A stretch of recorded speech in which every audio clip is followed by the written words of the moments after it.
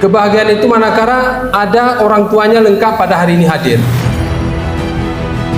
Dia mampu menceritakan seluruh keluh kesahnya semalam, kebahagiaannya. Bahkan dia bercerita tentang bagaimana rektor, bagaimana kampus, bagaimana dosen, dan teman-temannya bercerita kepada orang tuanya yang lengkap hari ini. Bahagia dia. Lalu diiringi, didampingi dengan sebuah prestasi. Lalu naik ke atas pentas. Itu bahagianya luar biasa.